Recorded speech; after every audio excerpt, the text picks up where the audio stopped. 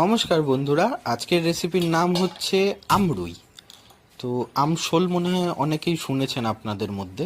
তো আজকে বানাবো সেম পদ্ধতিতেই, রুই মাছ দিয়ে শুধু হবে।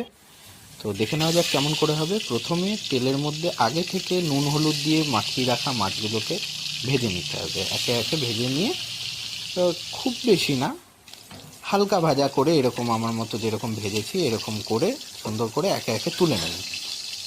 আমারটা যদিও বা একটু বেশি ভাজা হয়ে গেছিলো। তো এরকম করে তুলে নিতে হবে একে একে। এবং যে মাছের তেলটা রইল, মাছ ভাজার যে তেলটা, সেই তেলের মধ্যেই এক ছোট চামচ, ছোট যে চামচগুলো হয় সেই চামচের মতো এরকম সর্ষে ফোড়ন দিতে হবে। সাথে কাঁচা লঙ্কা চিড়ে ফোড়ন দেবেন। ঠিক আছে, এই যে কাঁচা লঙ্কা চিড়ে আমি দিলাম।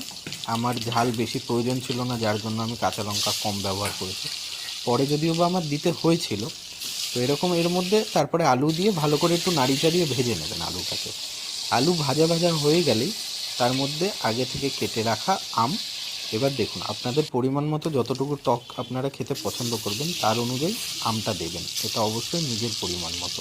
এরকম আমটাকে দিয়ে ভালো করে নাড়ি চাড়িয়ে ভেজে নেবেন। এবার আগে থেকে আমি তৈরি করে রেখেছিলাম অল্প সর্ষে বাটা দিয়ে, জিরে গুঁড়ো, নুন আর হলুদ দিয়ে, এবং ওটাই জলের মধ্যে সুন্দর করে একটা মিশ্রণ বানিয়ে নিয়েছিলাম। ওটাকেই আমি এই তেলের উপরে দিয়ে ভালো করে নাড়িয়ে চাড়িয়ে নিচ্ছি। এবার এটা যখন কষে উঠবে, এরকম তেলটা যখন এরকম বেরিয়ে আসছে, এই যে ছেড়ে দিয়েছে যেরকম তেলটা ছেড়ে দেওয়ার পরে আপনারা গরম জল ইউজ করতে পারেন বা ঠান্ডা জলও ইউজ করতে পারেন, অসুবিধা নেই। কারণ এখনও মাছ পড়েনি, তো এরকম কোনো প্রবলেম নেই। ঠান্ডা জলই ইউজ করতে পারেন বা গরম জলও ইউজ করতে পারেন। আমার জল ঠান্ডা ইউজ করেছি আমি। এবার জলটাকে ঢেকে দেব। ঢেকে দেওয়ার পরে যখন ফুটে উঠবে জলটা, তখন আমরা জলের মধ্যে মাছটাকে দিয়ে দেবো। এই যে যেমন ফুটে উঠেছে, এবার মাছগুলোকে আমি একে একে দিয়ে দেবো। এই যে একে একে মাছগুলোকে আমি দিয়ে দিলাম।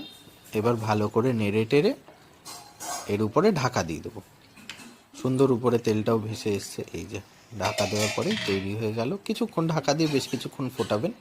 এই যে তৈরি হয়ে যাবে এরকম সুন্দর সুন্দর, খুব সুন্দর খেতে হয়। একবার কখনো ট্রাই করে দেখুন, খুব ভালো খাবেন। লাস্টে ধনেপাতা, গ্যাসের ফ্লেমটা অফ করে তার লাস্টে ধনেপাতা সাজিয়ে দেবেন। সুন্দর গন্ধ বেরোবে, খুব ভালো খাবেন। তৈরি হয়ে গেছে আমরুই। রেসিপিটি ভালো লাগলে আমাকে অবশ্যই কমেন্টে জানাবেন।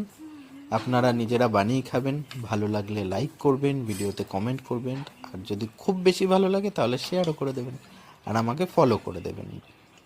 Bye bye.